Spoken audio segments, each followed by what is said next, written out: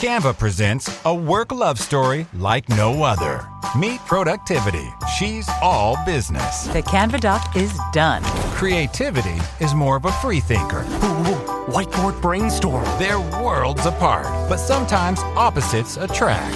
Thanks to Canva. The data is in the deck. And now it's an animated graph. Canva, where productivity meets creativity. Now showing on computer screens everywhere. Love your work at canva.com. The PC gave us computing power at home, the internet connected us, and mobile let us do it pretty much anywhere. Now generative AI lets us communicate with technology in our own language using our own senses. But figuring it all out when you're living through it is a totally different story. Welcome to Leading the Shift, a new podcast from Microsoft Azure.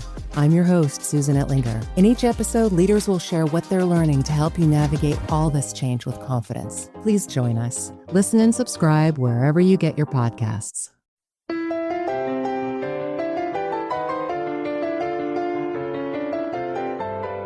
You're listening to the Animation Addicts podcast with the Rotoscopers, episode number 68, 101 Dalmatians. Have you got any chloroform? Not a drop. No ether, either.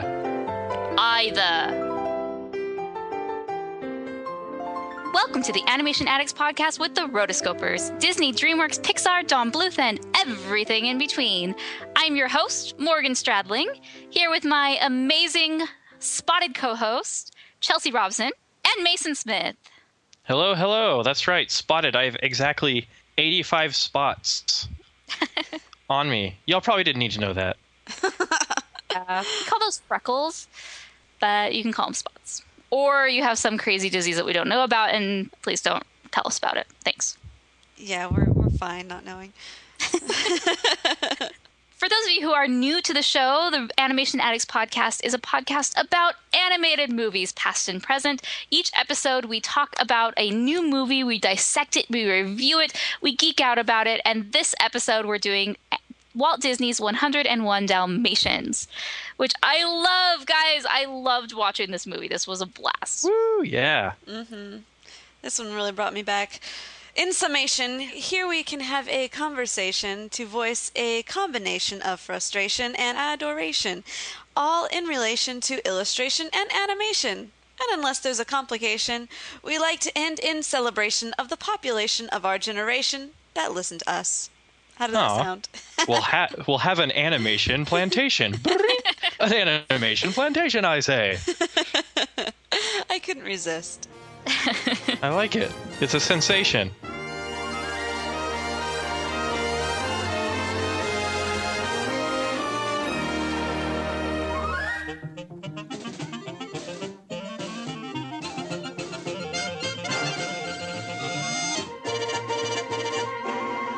Well, as our listeners know, for news and reviews, you can check out rotoscopers.com, because in these podcasts, we like to make room for nerdy couch discussions. That's right, folks. The segment where we literally sit on the couch and we talk about all things, like any random, kind of crazy topic on animation, and we discuss it. We try to be as unprepared as possible, to keep the conversation pure and nerdy. And we gave y'all the option of telling us what you think our nerdy couch discussion should be for this episode. So it's listener's choice, if you will. And so to introduce this segment, we're going to refer to a piece of fan mail from Mike, who said, "Hey guys, thank you so much for answering my question about Pixar's Up. And mazel tov to Mason and Morgan for their recent accomplishments. You rock." I'm sure they mean Chelsea in there too. Chelsea's got accomplishments. I accomplished nothing in life. Well, here is a nerdy couch discussion question for you. What makes the best? Dang it. Let me finish. Great transition, Mason. Really smooth. It's not that I'm awkward, it's just Mike continues by saying, what makes the best animated henchman? Is it better to be goofy like LeFou, Gaston's little goon, or a monster like Mitchcleach's pet Joanna the Goanna? Or maybe you can just be like Gru and have all your minions be adorable. I look forward to your thoughts. Also, we had our nerdy couch discussion last episode on animated dogs, and Mike gives us a pretty good list of ones that we missed. There's Brain from Inspector Gadget, which I remember.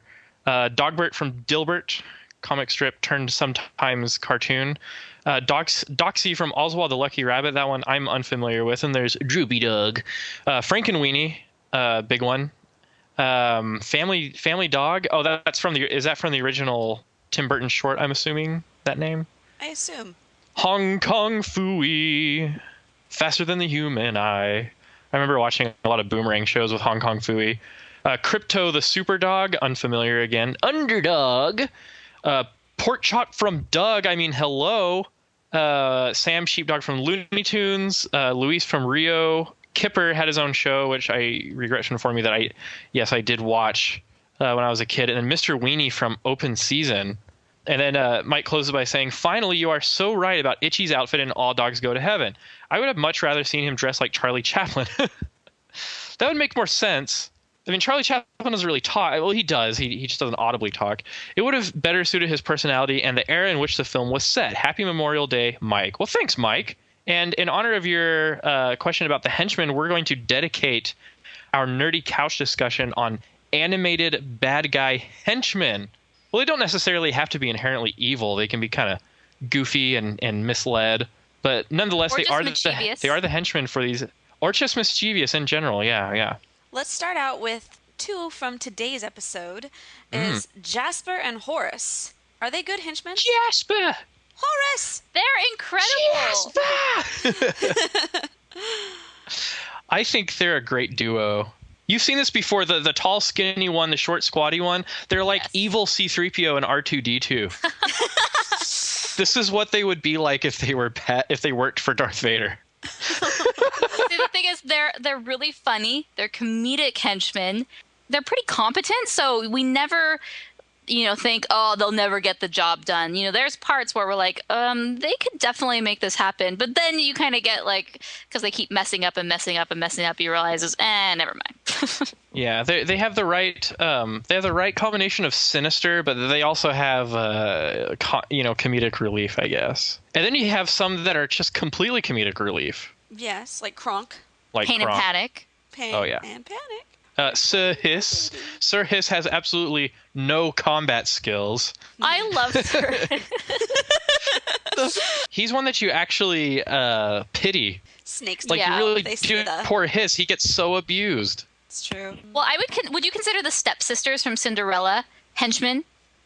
I would call them more antagonists. Okay. Yeah. Because, you do make a good point. They could be henchmen because they are the daughters of the evil stepmother. Yeah, the henchmen, if more broadly, you could look at any henchman is kind of the sidekicks to the villain or the main antagonists, right? Yeah. But then you have henchmen who are kind of at odds sometimes with the main antagonist. The first one I can think of is Snow White's huntsman, because he wouldn't go through with it. And then there's, as far as the evil stepsisters go, it's kind of interesting because they are very much so egocentric that sometimes they're totally at odds with each other and the evil stepmother, just not as much as their common enemy, Cinderella. Totally. So they're actually very interesting. It's a very complex relationship that they have. Very complex. Hey, you know who I think are some of the ultimate sinister henchmen are Flotsam and Jetsam from The Little Mermaid. There you go. There's no humor with those guys. They're all business. They're, what we don't see? Are they electric eels or just eels? They're electric eels. I think they're just moray eels. Yeah. Moray eels aren't necessarily electric, but that would be cool if they had sinister electrocuting powers. Totally. But they do kind of get electrocuted at the end. It could have fried old Sebastian. Zap, zap, zap. Zap, zap, zap. Even Shenzi, Banzai, and Ed from The Lion King, they have their sinister qualities, but at the same time, they're hilarious. Absolutely. But Flotsam and Jetson are just mean. Yeah. They're just mean. I think in Sleeping Beauty, the goons, Maleficent's goons, that are just dorks. The orcs? We check all the cradles. Yep. Every cradle. They've been looking for a baby. Yep. They're like so proud of themselves I for know. actually doing something right. And then Maleficent does that laugh that's like, she's like laughing, and then she really hates it. And you can tell she's has something really sinister going on with the laughing. Let's see. Just kind of flipping through this little database of Disney henchmen, at least. There's Don't reveal our sources. oh, sorry. There's all sorts of pathetic ones. There's Mr. Snoops from The Rescuers, Wiggins from Pocahontas, down to Molt, who's extremely incompetent. You get the henchmen that are kind of just stuck with the main bad guy. Yeah, but those are just as important, like these goofy, dorky, like the King of Hearts, and, you know, just these dorky ones who are not helpful at all in any way. Well, then you have somebody like Iago, which almost pushes a plot forward as well. Iago. Yes, he's funny, but he also causes mayhem. Right. Oh, so I'm looking at some of these, not the popular main ones, but technically Thomas can be considered a henchman. Ken, Which Thomas? Thomas from Pocahontas. Yeah, I was like, Even though I've Which always one's Thomas? Oh, is he the little the one- softy one? he's the one who shoots Cocoam at the end. Oh, you're a poor excuse for a soldier and a slip shot. Well, the power of insulting someone will get them to do what you want. Chief from Fox and the Hound, Ken from Toy Story 3, Brer Bear from Song of the South. Oh, Brer Bear. Yeah, he's a pretty incompetent henchman. Oh, speaking of like animal sidekicks, there's Brutus and Nero. Are they above or below Flotsam and Jetsam when it comes to scariness? What does above mean? That they are less or more? They're a better henchman. I would say they're below. I still think Flotsam and Jetsam are higher than Brutus and Nero. You're too soft. What about Roscoe and DeSoto, the two Dobermans from Oliver? Oh, from Oliver and Company? Those are pretty bad. They end up dying too, don't they? I can neither confirm nor unconfirm. I can't remember. Maybe we have to do it. Yeah. Oh, there's Mr. Smee. Just what do you think you are doing? Putting it back like you said. I can't do a Mr. Smee voice, but I like Mr. Smee. I like it.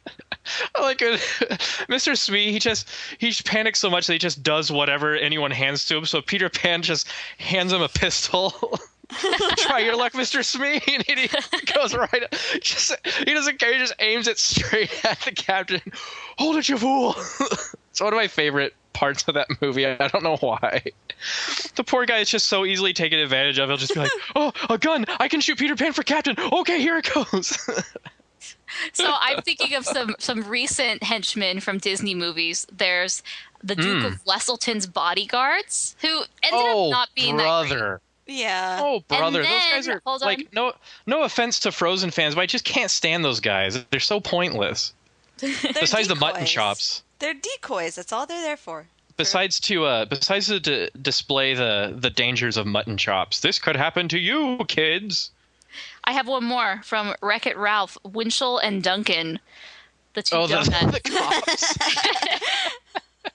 Well, don't forget there's the Stabbington brothers from Tangled who were just, they were kind of independent rogues, and then they get manipulated by Mother Gothel to be henchmen. Yes, it's true. So that's interesting. Hired mercenaries. Yeah. Royal guards from Aladdin. You idiots, we've all got swords. I do like that. Oh, now that Disney has acquired Star Wars, you could say all the battle droids, all the CIS battle droids are henchmen. They're not animated. Yeah, they are. The battle droids are totally animated. No. But all right. Well, I guess that counts as VFX. Non-Disney, there's there's all sorts of stuff. There's I really like Shark Tale by DreamWorks. There was the Ziggy Marley played this jellyfish. Yeah, that one was good. And then there was an octopus that worked for the shark boss, who was this like standard mafia squealer, kind of type, kind of like Killer from All Dogs Go to Heaven. He's like the hey boss type of guy, Yeah. I'm thinking, have you ever seen The Venture Brothers? Yes, I've seen like 2 episodes. So technically, the the two henchmen in there, they're dressed like monarchs, butterflies. They're called I hate the butterfly guy. Skinny Henchman number 24 and Tubby Henchman number 21. Those are their names, and they're awesome. That's sad. That's sad. Oh, yeah, sometimes an antagonist has a whole army of henchmen, like the Huns.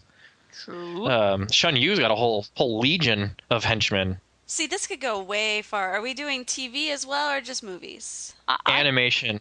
Yeah, I'm thinking even Mr. J.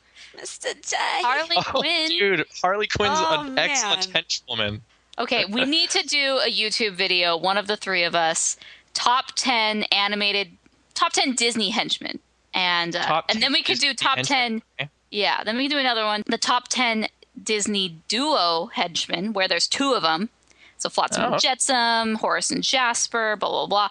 So I think we could do some amazing YouTube videos with more of a concrete power rankings. We should do a nerdy couch discussion where we go over animated bad girls. That's always because I'm thinking of who was the evil chick on Kim Possible? I never saw Kim Possible. Nor did I. Because Dr. Draken was an incredibly inept. Can you think of a henchman that's actually smarter than the actual antagonist? There's the crow henchman for Zigzag, and Yeah. Thief the Cobbler. He eventually gets the best of him. He gets the True. last laugh, as it were. True. The bookworm from Toy Story 3. I don't know why I like him so much. It was filed onto Lightyear. I like him. So let's not talk about specifics, but so in your guys' opinion, what makes a good henchman? What's like the main qualities you look for? A henchman. Well, whatever they are, they've got to be the most entertaining ones. Seem to be a foil to the main antagonist, so the villain. So if the villain is very sinister, well, I don't know, because Jafar and Iago make a really good dynamic. Because Iago, like, I'm just thinking out loud here. Iago, like, almost all the time agrees with Jafar, but at the same time, he's like Jafar's less reserved side. I guess they're like another personality of the villain. So I guess sometimes they can make a great like extension to the personality of the villain. Because if Jafar wasn't so regal and reserved, then Jafar would be like Iago and he wouldn't need him. I don't know. I am bad, and that is good. So I think when I'm looking at a henchman, they either have to be really sinister and just be able to fulfill on the villain's plans and kind of like facilitate that and make those happen, or they can kind of be a lot of sidekicks are like this, but just sort of the comic relief.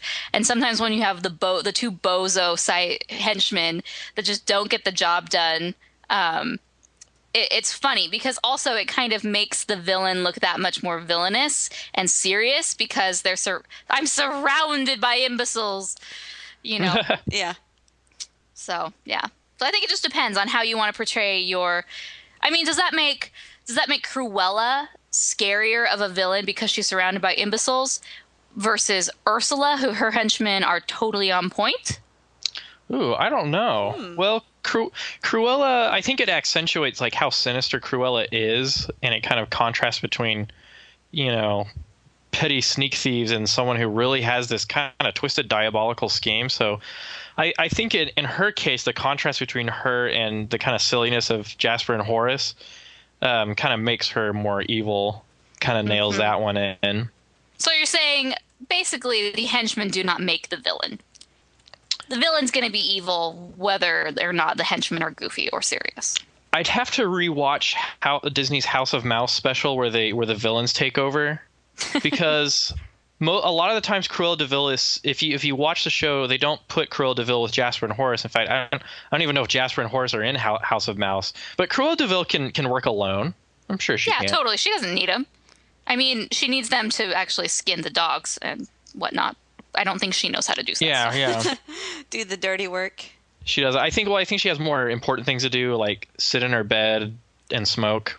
I don't know. Which her bed is totally disgusting. There's like pantyhose hanging off it, and then there's shoes everywhere. I'm interested to know what Cruella does. She and Yzma would get along really well. Like, I look at both of them and I'm like, gosh, what is keeping these people together? Oh, I also just thought of one. Rasputin? Is it Rasputin? Oh, Bartok. And Bartok, yeah. That brings up a point of mine, and we had this discussion. Like, what's Bartok doing running around with Rasputin? Like, were they college buddies? Does he owe him? I don't know. Maybe we owe him money. Like, I also like it when a minion or a henchman turns his back on the villain and changes at the end, because dynamic characters are fun. Mm-hmm. I like where they're either redeemed at the end by finally doing something right, or they like let them go because they're so pathetic that they shouldn't be punished along with the main villain. You're on your own. This can only end in tears. I know. It's like, what? Bartok just realized then that Rasputin meant business and wanted to murder people, or was he just not bright? I don't know. Maybe he's a little mercenary bat for hire. He had his fill, and he's like, you know what? I'm gonna be a better person, or a bat, or a better bat. I'll be a symbol. All right. So this goes out to our listeners right now. So what do you guys think is a good henchman? What did you like? What are you thinking? Help us with this discussion. If you have a ranking of Disney, the top 10 Disney henchmen, please send it to us because we will take that into consideration when we are making our videos. So send us that email at contact@rotoscopers.com. Notice we also didn't talk about the minions from Despicable Me at all, or Minion from Megamind. It's just that Disney has such a long history of villain and minion teams that of course you're going to talk about those. But I really like Minion. I loved his voice. He's not Job. He's the other guy from Arrested Development. Tobias. But never nude. Tobias, yeah.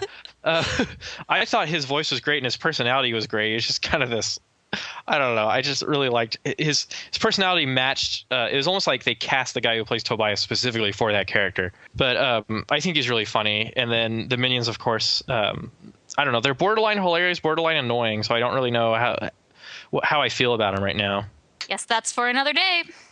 I guess we should have an episode where we force ourselves to not mention Disney and see what kind of content we can come up with. But that'd be hard because we love Disney. Yeah. So maybe that'll never happen, and maybe our fans will never allow that to happen. Yeah. There's no reason for that to happen. Okay. Just some dangerous speculation there. A dangerous pastime, I know. Oh, okay, so this is kind of just a last minute tangent. So we were talking in our last Nerdy Couch discussion about different animated dogs, right? And what animated dog we thought would be good for different villains and whatnot. And we couldn't really think of any good ones for Gaston. But one of our listeners immediately said, Steele from Balto. And she was so right. Dude, Charmaine. So right. That is so spot on. She even made a fan art for it. Yes, I will include a link to that in the show notes because her fan art for it is perfect. I don't know why we didn't think of that, but thanks, Charmaine. It's awesome. Yeah, totally. Yeah, if you check out the belt and the collar, they work out perfectly. I was like, sweet. It's meant to be. Check it out. Fate.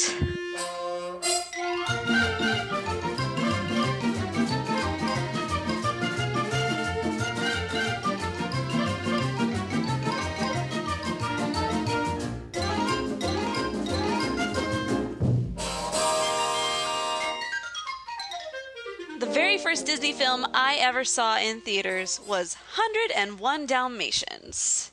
Ooh. I'm pretty excited about this because it's taken me all the way back to my earliest memory of Disney right now. 101 Dalmatians was, to just general idea, Disney's first modern animated film. That is, it's a modern setting, and it was released January 25th, 1961.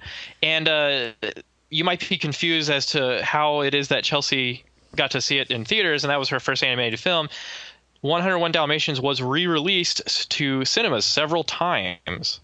It's based off of a 1956 novel by Dodie Smith, also rewritten as a musical. So I didn't know any of this, that it was adapted from a novel. And I like how it was rewritten as a musical. So it's just standard Disney procedure to adapt every animated film it makes into a musical, like just on reserve, like just in case. Like, is there a Black Cauldron musical rotting away in an archive that we don't know about somewhere? Like waiting for the opportune moment. For the first time, Disney on Ice presents the Black Cauldron. It's like the scariest thing you've ever seen. Creeper comes out of you. Actually, I think they should take this a little further. They should make a live-action movie called Cruella. It'll star Helena Bonham Carter, and it has to have Benedict Cumberbatch in it too because England. It can explain the tragic origins of a misunderstood fashionista who was driven to be evil by someone else, preferably a male, and we're supposed to pity her because of that. And it can be like this whole new reboot of the franchise. They could even sell makeup that's based on Cruella and wigs. And wigs. So this is just my thing here. So Disney seems to be on this kick of rewriting their own history. I'm being really unfair, but I think because they have a Maleficent coming out, I think they should make a Cruella to explain her origins. It's true. No. Well, what? She was misunderstood, Morgan. No, she is not. Why do we need to have a movie about a dog killer? I'm sorry. I put it that way. I love Wicked as much as the next person, but I think Wicked started a very horrible trend of let's make our villains personal. Let's see the other side of the coin. What drove them to their madness? And they're actually really relatable, and you feel for them. And actually, they're not that bad. They just had bad intentions. Blah blah blah. So Maleficent, we're gonna find out she's super awesome, and we're all gonna love Maleficent after this. It's gonna take her down a notch in the villain super ranking poll because we're like, she wasn't that bad. And now with Cruella. How are they going to? They're going to totally change Fantasmic over at Disney World. Exactly. They're rewriting their history, and I don't appreciate it. We don't need to know about Ursula and her backstory. We don't need to know about Gaston and how he was actually bullied as a child. We don't need to know about Jafar, even though we did see Jafar. With Star Kids Twisted, their musical about it, it basically does what Wicked does, and it says what really happened. And it's actually really funny, but it's really vulgar, so I wouldn't recommend it personally. But yes, anyways, rant. No. Hashtag epic Morgan rant. Oh my gosh. I'm so glad I opened up that can of worms. I totally agree with you, Morgan. I think Maleficent, I think the premise of Maleficent is a little silly. And I don't know. I just think it'd be funny. They should make an Ursula movie. They could be a song. Once I meet the sea wizard. They could have that. But anyway, just a little throwback. Just a little throwback to Wicked. But I totally agree with you. But I still think Benedict Cumberbatch has to be in it because he's from England. The game is in.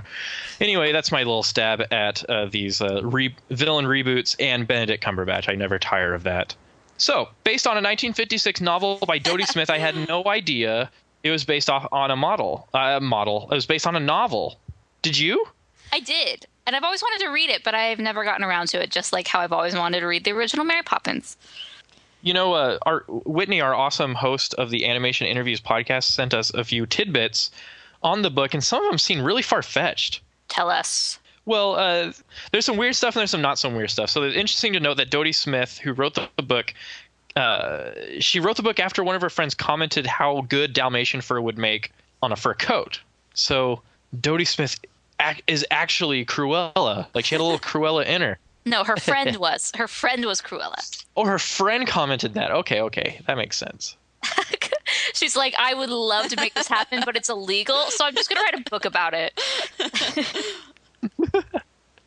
Yeah, totally. In the original book, Perdita was not Pongo's wife. She was actually a liver-spotted Dalmatian that was a nursemaid to the puppies. So to help nurse the puppies, they sometimes can bring in another dog or whatnot. And so that's what she was. And Pongo's wife, her name was just Mrs. Pongo, or shortened, they just call her Mrs. So in the Disney adaptation, they sort of combined the two roles. And, we don't need the mistress around. Thank you very much. No, this seems very Old Testament times to me. Well, she wasn't a concubine. She wasn't. She was just helping raise the children. That's what I'm saying. Ugly concubine. So what exactly is liver spotted? I'm a little. I think a liver spotted Dalmatian is not black and white. Liver spotted Dalmatians are more brown. Okay, I've seen And that. That makes sense. They have like a lot of spots. Did y'all know this? Sergeant Tibbs, I say Sergeant, is actually a female cat in the book. Aw. A female sergeant. I love how progressive they were. Oh, very nice, very nice. Well, how about this one? Cruella apparently had a husband. I'm not sure what kind of a man would stick with her. Awesome. She also had a cat who helped the dogs ruin her home. So I guess that's kind of where Sergeant Tibbs kind of came out. But yeah, where did the husband go? Remember Skinner from the live action? Oh yeah. Could he have something? Could he be something of a cohort or a past lover of Cruella De Vil? That would make more sense.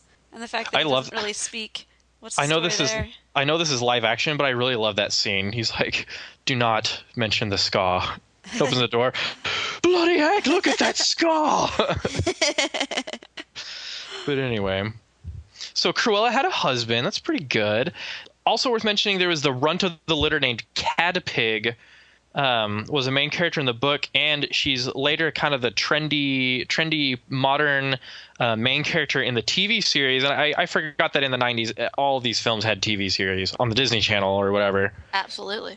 But the weirdest part that when you told us about, and that I researched kind of looking up the books, was the sequel called The Starlight Bark. Would any of you care to explain that to me? What? Apparently, it's all about how the humans on Earth are under a sleeping spell, and the dogs gain the ability to fly. Yeah. Also, it's this weird thing where like everyone in England or on Earth, I don't know, it was confusing, like falls asleep and won't wake up. Maleficent.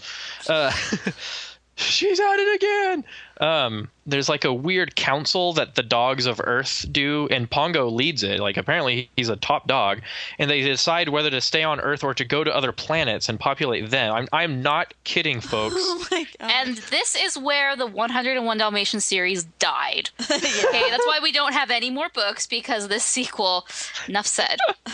Pongo, I'm going back to my home planet now. Poochie? Do you have something to say? Yes, as a matter of fact, I do. I'm going back to my planet now. From the name that means magic in entertainment. This Christmas, Walt Disney brings you a puppy. Or two. No. 10! 11! It's fabulous! And a woman who will stop at nothing to get them. 15 puppies! How marvelous! All of them. Your dog? She's a devil. Oh, a witch. All 13! Wait a minute. 6 more. Plus 2 is 11. 36 over here! 36 and 11, that's... What? Why is that many, Dad? 99. Have you ever seen so many puppies? 101? I'll take them all, the whole litter. it's 101 against 1. They're somewhere in this village, and we're going to find them. But when the one is Cruella De Vil, then the odds are even. Birdie, watch out! Walt Disney's 101 Dalmatians. It all adds up to the gift of magic from Disney this Christmas. You don't say. Oh, balderdash. So actually, so let's wind the clocks back a bit, hashtag the Joker, and let's talk about the production for 101 Dalmatians, because it's fascinating. This is something that I first learned about when I was studying 2D animation at Brigham Young University. When talking about production for this film, there's one word that you need to remember about 101 Dalmatians, and that is Xerox, folks. Let's take you back to machine.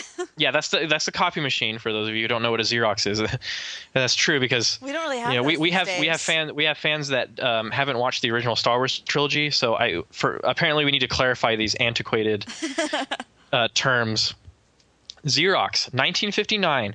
After Sleeping Beauty, Walt Disney feared that he would have to close down the animation department at Disney Studios because apparently Sleeping Beauty failed at the box office. Of course, we don't see that now, but apparently it did poorly. And Walt Disney lamented that he would have to close down Walt Disney Animation, but he really wanted to keep going with it because that's pretty much what Disney was built on in the first place.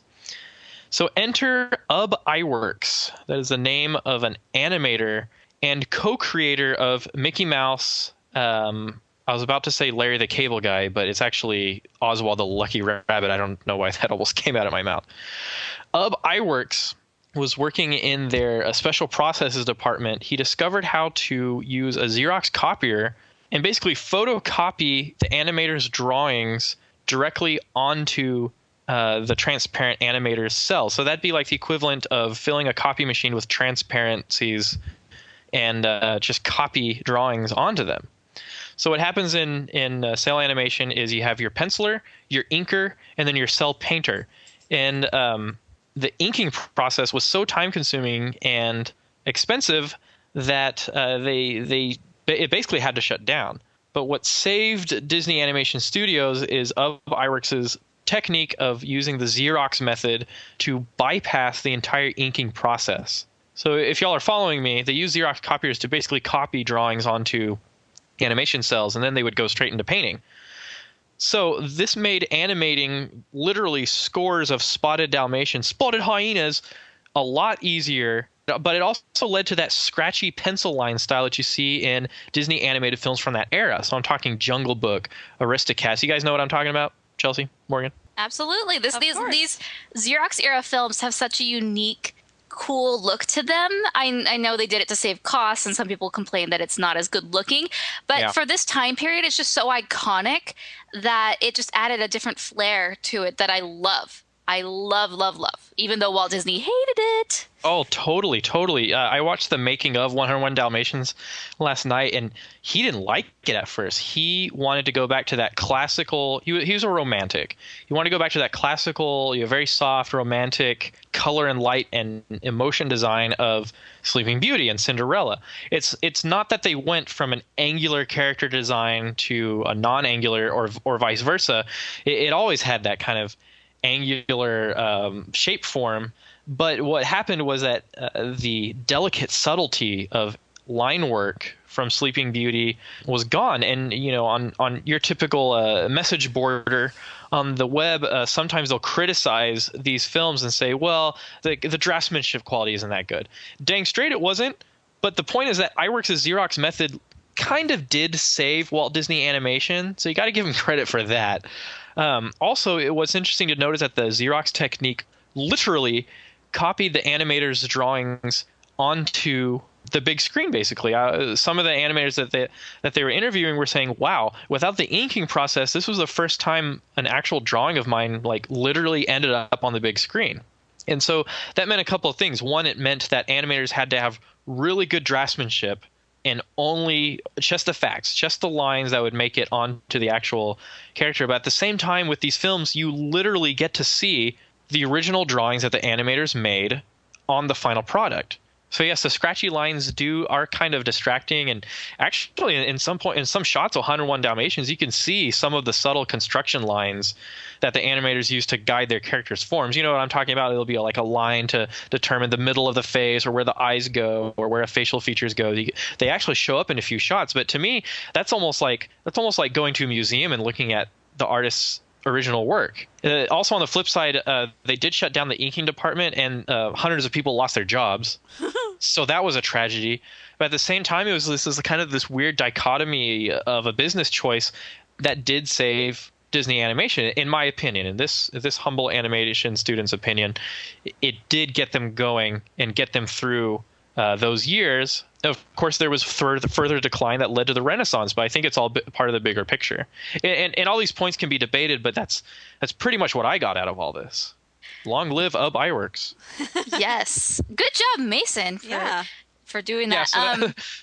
I will include that featurette, The Making of 101 Dalmatians, in the show notes, so you can watch that at rotoscopers.com/68. But yeah, it's just so fascinating, this process. And like we were mentioning, Walt Disney hated this look, especially the background scenes, because they kind of were able to apply a similar technique to the backgrounds. So they weren't the classically painted watercolor, whatever. They were a bit more sketchy because they were able to kind of create a cell that had the outlines of the backgrounds. And apparently Walt Disney did not forgive Ken Anderson for doing this. And, Walt Disney wasn't as involved in the movies at this time. And so he was there for kind of like the story pitches, but everything else, it really wasn't as controlling as he was for previous. And so Ken Anderson, who did the backgrounds, said that he felt very depressed that Walt didn't talk to him. But Walt eventually forgave him in 1966, a few weeks before Walt died. Yeah. And I'm just going to quote it because Anderson has an interview and he says, "He looked very sick. I said, 'Gee, it's great to see you, Walt.' And he said, 'You know that thing you did on Dalmatians?' He didn't say anything else, but he just gave me this look, and I knew that all was forgiven, and in his opinion, maybe what I did on Dalmatians wasn't so bad. That was the last time I ever saw him. Then a few weeks later, I learned he was gone." The feels. That's also kind of a cool little tidbit talking about the relationship between Walt Disney and his animators and how much Walt cared about the animation. Yes. For me, I love the art style for 101 Dalmatians. In the same documentary, Andreas Deja, animation wonder, described it as Picasso coming to Disney, and I don't think there could be any more of a perfect description. It's very abstract, it's very stylized, but at the same time, it's very effective. Like it looks like London, and also not a whole lot of bright, saturated colors in this film. It is very dreary in some parts. But it's not sad. It's just kind of this kooky, kind of like almost like those old UPA cartoons from the 1920s, 1930s, where things were starting to get very modern, very abstract in their art forms, and it definitely transfers in. It's such a refreshing, awesome tone for the film, in my opinion. Well, and like you said, this was Disney's first modern film set in a modern setting. So it wasn't fantasy. It wasn't whimsical. You couldn't get away with these crazy color palettes because they wanted it to be modern, and I don't know if necessarily realistic is what they were going for, but more so. And so I think that's why they chose kind of this dreary color palette to represent real life. It's funny because if you look at it, I think it was Walt Disney had a problem with the heavy dark line work in the backgrounds, because if you look at Sleeping Beauty, like those castles are straight up vertical. And they almost, the buildings in London as depicted in 101 Dalmatians are just as straight up and vertically themed. So it's kind of weird. It's like he specifically had a problem with the draftsmanship caused by and they had a choice whether to use the same lines, scratchy lines in the backgrounds, but Ken Anderson, right? He chose to keep it that way to make it all come together. And so instead of making it, and again, that kind of saved it, because instead of looking like a cheap Xerox process to just copy this stuff, he brought it all together and made it its own. It gave the film this personality. Shannon and I were watching this, and she made a comment that she likes the scratchy lines because it makes it gives it more of a feeling of motion to the characters. It kind of actually gives more life to them. Another thing they did on this film is this was the first one where each of the animators didn't have a specific character. It was more of an ensemble cast, which is what they do today with 3D animated films. Except the one exception was Mark Davis. He solely worked on Cruella De Vil, and this was his last film that he worked on before he kind of went and started doing more things for the parks, like Pirates of the Caribbean. But really interesting that this was kind of a transition, which didn't necessarily stick, because later in other eras and decades, you kind of had your key animator for certain characters. But this one, it was kind of, there were I read that 7 to 9 different animators worked on Pongo or Perdita, which is interesting. That is interesting, and because everyone has a different style, and if what the animator said was true, that their designs were really able to come to life exactly as what they put on paper, then I think the differences in style would maybe stand out a little more, don't you think? Yeah, but I never noticed differences in animation when I was watching this, I do, for example, in Little Mermaid and Beauty and the Beast, where I can definitely tell where the lead animator was on it, versus this one, I never have noticed any discrepancies. Well, I may be wrong on this, but I'm pretty sure that 7 out of the 9 old men, then they weren't not old men, but 7 out of the 9, that sounds so Lord of the Rings. Middle-aged men. Yeah, worked on this film, and so the animation department was in good hands. Yeah, that's true. We had the 9 old men, so basically they're experts and geniuses anyway. So right, and so the majority of them worked on this film, and so I love it. It's a perfect blend of naturalistic methods applied to the human characters until Cruella. She has like this terrifying demonic metamorphosis at the very end. Those eyes still get me. And then you have this abstract kind of exaggeration for the animals, especially Pongo. He has some of the best facial expressions. I really enjoyed Pongo's just his personality. Pongo's such a good guy. He's a straight up guy. Yeah. Spectacular opening credits. Talk about modern.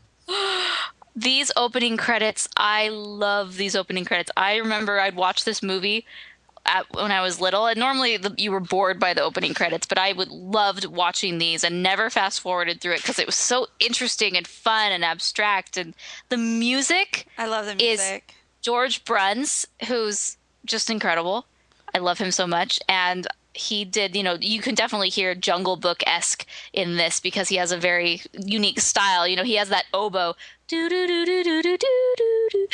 But yes, opening credits, huge win. I always remember loving that part. I mean, so many of them. It's kind of like how I really loved watching the opening credits for Robin Hood. I mean, it was just something funny. Like they were just. It was kind of like its own little cartoon. Yeah, it's kind of like an expo of the skills of the animators. Because one of the first things you see is this giant screen filled with Dalmatians, barking Dalmatians. And I was like, the power of Xerox right there. Thank you, Xerox. Oh, yeah. Forgot about that. When I was first watching this, then they go and it's just a lazy afternoon. Roger is tinkling away at the piano, perfect, and Pongo is yawning, sitting in the bay window, looking out and saying, "The bachelor life is not a life for me," and says, "You know what? He's not going to do anything about it, so I am."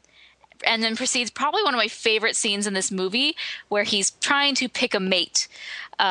He said, "The bachelor life, it was downright dull." And then, where I love in these dog movies where the dogs refer to their owners as their pets. Mm-hmm. I could not see a reason why my pet didn't deserve an attractive mate. I like that. And so my favorite scene is when he's looking out the window, looking at prospects, and it's just, the classic, your dog looks like you, or you look like your dog, or somehow over time you morph into looking like your dog. And so, we kind of talked about this before, but there's the artist, an unusual breed, the long hair and the face. And then there's the stubby pug lady with the short little legs, the fashionista. Coco, get down here. Coco. She's very high maintenance. Funny. She would not have worked well with living with Pongo and... There's a fancy breed. Yeah. Perhaps a bit too fancy. Yes, too fancy. Too old, too young. Like, that monologue is just, it's so great. A real problem. It's wonderful. And so you're seeing like, oh man. And in reality, he's looking for a mate for himself this whole time. Mm-hmm. And so then Perdita and Anita walk by and he's stricken by Perdita because she's a Dalmatian. Strucken. That too. Totally struck. But, they're walking by, and of course it's like, oh, another Dalmatian, perfect, she's great. And he's like, what about the girl? And he looks up, he's like, well, she's not half bad too. Let's get this done. I love it. First of all, Anita is, she's got the hipster look down perfectly, and she didn't even know it yet. People do like hey, it's a mashup, Disney princesses as hipsters. Well, even though Anita's not a princess, she never gets a mention, but she's got it naturally down. You don't need a mashup on your DeviantArt to do that. Totally. Man, if I weren't being Sailor Venus for Halloween, I would totally be Anita because she's bomb. Maybe I could do some Disney bound in as Anita because her outfit's kind of a real day outfit. That is. We definitely don't do enough cosplay on this podcast. How do you know I'm not cosplaying it up right now? Turn on your camera and show us. I'm not. Okay. Called your bluff. Okay, so then, this whole opening scene is perfect. They're going to the park, so Pongo has to find a way to get to the park. And so then what does he do? He yanks Roger all the way over there. Nice. Oh, but first he does all these awesome things. He's a genius dog. He's perfect. He changes the clock and he moves the clock cads, and then he starts So barking with the leash, and Roger's like, "What? Wow. After 5 already. It doesn't, he looks at his watch and he's like, okay, well, that's not what I have, but let's go." And he winds it to fit the other one. So great. So then, I love the visual of Pongo pulling, because we've all seen dogs like that, pulling so hard with all their might, and the owners are just like, "Oh, you're too strong for me." And, searching the park, each little pathway, each little venture, trying to see, are they there? Are they there? Are they there? And then we kind of revisit some of the other dogs from earlier. And I love when they're looking at the artist dog, and Pongo and Roger's just sitting there like admiring the artist's work, and then he gets yanked away. It's great. Like, this whole scene is it's really fun. Well, and then he finally finds Anita and Perdita, and he's like, "All right, change it up, act all cool." Okay, and we walk. It's so great. I like how Perdita. What do you do at a time like this? Strut. Perdita totally doesn't buy it at first.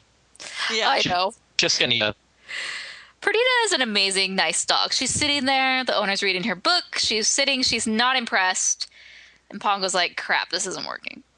Yeah, but for some strange reason, they left. Wonder why. Noisy, annoying dog. Woof, woof, woof. So then Pongo's like, "Heck no. You're not getting away from me." And then he runs and he ties them up, and you can tell Anita's super irritated. And then the worst happens and they fall into the water. Oh man. But Perdita like wants to save Anita, but at the same time she just kind of ruins her clothes. Jane, what was that? Oh, my new spring suit and my new hat. Please just go away. For real. She's like, great start to a first date. Just go away. But what saves it? The hanky. Handkerchiefs. The hanky. Here, take mine. And then how is that funny? That was the thing that when I was because growing up, both of theirs are because he cared for her, so he gave her his handkerchief, but they're both talky. So I mean, what are they gonna do? And Anita's pretty good natured. I mean, that was a pretty good, early black flag for red flag for Roger. Well, the next thing so then, then they start laughing, and then Pongo's like, "Yes, this is going to work." And then that gives Perdita the okay, now I can like you. And then cue Pongo's googly eyes. Yeah. Yeah. They like flop up and down, kind of like a lava lamp. It's like, woo, woo, woo. And then fade into the church scene. Are they not popular? They have no friends. No one's there. Did they elope? That's what I was thinking. I always thought that they eloped maybe, but at the same time, like, why would you elope like that? I don't know. Like, you don't what? know the backstory. Well, normally when people elope, they go to like a courthouse or something like that. But this one, they actually went to a church. They're classy. They're classy, yes. But I'm thinking if you're going to go to the trouble of going to the church, you might as well invite a few friends. Now I'm not sure because maybe it's just a different angle, in the church. I don't know. It's kind of weird. We have to learn about the backstory. There's not enough character development in this movie. I'm kidding. So spring forward, who knows how many weeks or months ahead, and Perdita's pregnant. There she goes. Hey, it's the circle of life. So, I love that fact that they're in this little cottage. Not a cottage, but it's like a townhouse. It's a little flat, yeah. It's like a townhouse type thing, but it looks so cute. And I like how Pongo's like, "It's just perfect for two couples just starting out." I'm like, that's so cute. Oh, yeah. And okay, this is what I don't understand. They talk about how they're just starting out. He's kind of like this poor musician. You understand from what Cruella says later that this shack that you call a home or whatever she says, that they don't have much money. If that's the case, why do they have a housekeeper? How can they afford a housekeeper? Maybe she's just doing it for room and board. I don't know. I don't know. It's a bit suspicious to me. It's a bit suspicious. Unless that's just what everyone has. Like, oh, even if you're super poor, you have a housekeeper because that's just what you do in London in 1960s. But I'm a bit suspicious. So, anyways. And what is her name? Nanny? Nanny. Yeah, just Nanny. So then we move on to... he's writing his songs, and he sings, Cruella is at the door, and he kind of has this melody first, my dear, and then the lyrics. So he's working on the melody and then discovers the perfect lyrics just for him. Cruella De Vil, Cruella De Vil. And right as she's coming up so spider-like up to the window of the door. It's very nice. So I have this soundtrack, and what I love is that they have a demo of the song, which I'll sing a little bit and then we'll play the song so you guys can hear it. But it's called Cruella De Vil Nonsense Version, and it starts, nobody likes you, everybody hates you. Cruella De Vil, you are a monster, nothing but a monster. Cruella De Vil, you are mean through and through. Everyone says phooey at you, and nobody loves you, everybody hates you. Cruella De Vil. So I'll play that so people can hear the real version.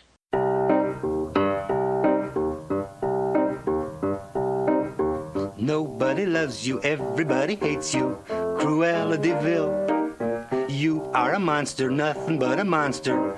Cruella De Vil, you are mean through and through. Everyone says phooey on you, and nobody loves you, everybody hates you. Cruella De Vil, yeah, nobody loves you, everybody hates you. Cruella De Vil, you are a monster, nothing but a monster. Cruella De Vil, oh, you're so mean through and through. Everyone says phooey on you, and nobody loves you, everybody hates you. Cruella De Vil. But yes, isn't that hilarious? Oh my gosh, I remember when you gave me that. Forever ago, we were sharing Disney songs, and I just remember hearing that thinking, what the crap is this? Mm-hmm. Awesome. There's a reason why it was cut. There's a reason why that ended up on the floor. But it's a cute little song. No. It's clearly not any Cruella De Vil. Cruella De Vil. It's not as catchy, but... Definitely not. Yeah. What I love about Cruella De Vil at the very end is how Cruella De Vil ends up being this huge, because she gets caught and because it's so publicized, this thing of stealing the puppies. Well, wait, did she get caught at that point? Because in the current movie, or in the... Oh. Because she just, goes off the side of the road. And, yeah. It, makes no sense. That doesn't make any sense now that I think about it. But in the live action video, it's they make her the villain in their video game. Great villain, mate. I would be suing if I were her. Yeah. You better believe it. And I always thought in the live action, why didn't they just use the song idea? Because I really liked the song idea better, but they really wanted to go with the Great Villain, Mate video game, I guess, to be more current of the video game standards. Mm-hmm. I think Cruella De Vil is an excellent villain. Where does she rank for y'all as far as Disney villains go? I don't know. She's really nasty. She's nasty in a real life way. Mm-hmm. She's super rude too. What? No kidding. Anita and her bashful Beethoven, pipe and all. And Roger's just staring at her, puffing. That seems great. Yes. I don't understand how they're friends. It says... I don't know. Trivia. How does Anita know Cruella? It says that they know her from school, but it's what? Why were they friends? Maybe they were roommates. Maybe she became the overly attached roommate. Well, that looks like she's off of everyone. Cruella looks like she's 20 years older than Anita. How is that even work? She's had a lot of work done, or maybe it's the white hair. But I do not believe that they were these, college pals. Yeah. But that's what we're given. So maybe Cruella was like a professor, and she went and they fired her from tenure because of her radical notions of slaying puppies for fur. Yeah, that's it giving really her way too much credit. I do like the exposition in the live action version. It really does set up the relationship between Anita and Cruella, and also the reason why Cruella would want a Dalmatian puppy fur. Mm-hmm. Like, it just the dialogue there like really builds it in, like, as to why I am going to buy puppies for a Dalmatian coat. Like, here it doesn't. It just says that I worship furs. After all, is there a wretched world who doesn't? And it like shows the smoke going around the picture of Pongo and Perdita. So you do get it, but Perdito. It's a new version of Chips. I thought of that exactly right when I said it too. I was like, oh, switch now. She's terrible. Anita's like, how are you, Cruella? Oh, miserable, darling, as usual, perfectly wretched. But lost this wretched pen. She's very scathingly rude. I love her her standoff with Roger. You know, never. What? We're not selling the puppies. Not a single one of them. Aww, do I make myself clear? She's like, you. All right, take the little beast for all I care. Do what you want with him. Drown them. I warn you, Anita, we're through. I'm through with all of you. You'll be sorry, you fools, you idiots. Boy, everybody calls each other an idiot. Yes. In this movie. Everyone Must be a does. British thing. Even Roger calls Pongo an idiot. Oh. Like it's just this is the word of the movie. Everyone calls each other an idiot. Well, in the last movie we watched, All Dogs Go to Heaven, everyone said stupid, and in this movie everyone says idiot. There we go. So we're on our filthy language track on the Rotoscopers. Next episode will be Fritz the cat, so better lock up your kids for that one. Oh man. It's like the running joke of the movie we're never going to do. Actually, in general, okay, this movie's really good. For one, you got a great antagonist, a great villain, excellent villain, mate. But you've got the suspense, and you really care about these puppies because they're 15 puppies, and then 14. We lost one, and you're like, no. It really pulls at your heart, and then the old massage the puppy until it revives. Thing. Actually, my dad literally did that to a kitten who he called it jump starting. He calls it jump starting the kitten or the puppy. So we just kind of give him a little, just a little agitation to get him going. Yeah, this movie introduced me to the fact that you can jumpstart a newborn pup. Good to know. I will lock that away for later. Yeah. So was that Lucky or Rolly? I don't know, because there's a couple of named. That was Lucky. Dalmatian puppies. Yes, can you name? That one's Lucky. There are 6 names. Do you know what they are? Do you hear that, Freckles? Dad wants us to get dirty. Mother, should we? So we got Freckles, Rolly, Lucky. Ooh, Penny. Penny.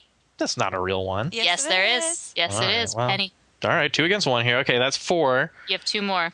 2 more. Flim Flam. No. Spotty, Rover. You there, Rover, Spotty. I don't know. Patch. Oh yeah. Oh, Patch. You do duh. see Patch in there. And Pepper. Pepper. At what point do they I don't say remember Pepper. Pepper is one of the 6 that are named in this movie. I can't tell you at this moment where it's named, but. Huh. All right then. All right. So trust me. Cool. Speaking of trust in me. That's all we do in this podcast is we just trust each other. And then we get emails about it, and they're like, you know what? Actually. And then I'm like, dang it, hurry, cut that out of the podcast before more people know. And then we have to re-release it. Loss, damage control. The like public doesn't need to know. Like when I said that Up was Pixar's first and only movie to be animated for Best Picture. Wrong. Apparently Toy Story. Embarrassing. Oh man, I bet we got some backlash for that one. Actually, well, we joke about it, but we love it when our fans correct us because that helps us get better, and it means that our fans truly care about us in animation. Mm-hmm. It shows that they're listening. Yeah. Thanks for paying attention. We win. See how we turn that? See how we turn that around? We have the power. So the puppies are born, like we talked about, and jump-started, and then they are, your typical modern kids obsessed with the TV. Old Thunder. I love that TV show so much. I love it when it looks like it's curtains for Old Thunder, and then it's like he'll pull out of it. He's just got it, and then I love that. This is my favorite moment in the movie. That look that Thunder gives when he's alive, and he like grins and looks back at the bad guy. That's like the funniest thing ever. I don't know why. Oh, backtrack. Is the flower animation? Is that the villains watching that, or is that what the? No, that's later. They're watching the flowers dancing? That's later before What's My Crime. Oops. Gave away the trivia again. Okay, so never mind. / the backtrack. First of all, I love how they're all getting scared when the big bad guy, comes after him. It's so funny. I love that stuff. Old Thunder. Come on, Thunderbolt. Come on, Canine Crunchies Cappy Beat. They make each meal a special treat. You can be a champion too if you eat canine crunchies. Okay, now remember, friends. Who sings that song? What famous Disney person? I guess I don't know if this person did very much, but they did a voice. Who voiced it? I don't know. Oh, I don't know. Walt Disney. It is actually Lucille Bliss who voiced Anastasia in Cinderella. Oh, you're kidding me. I'm not kidding you. That makes sense. Screechy voice. You would think, like, Anastasia, I wouldn't let her sing. Nightingale. That one.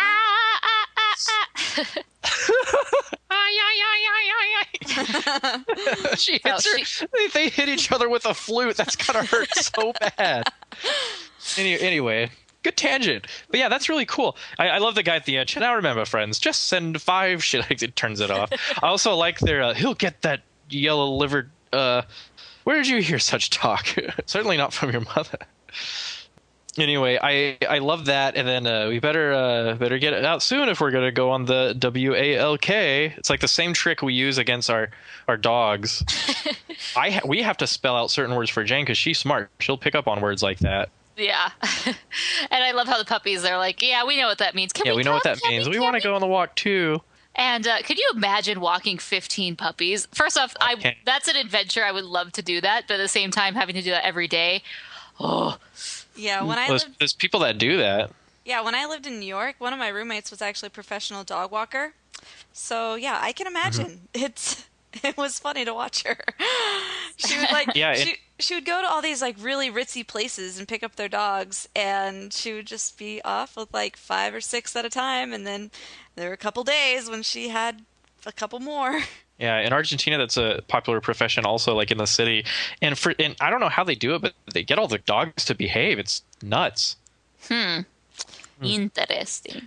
Most interesting indeed. And then I love it.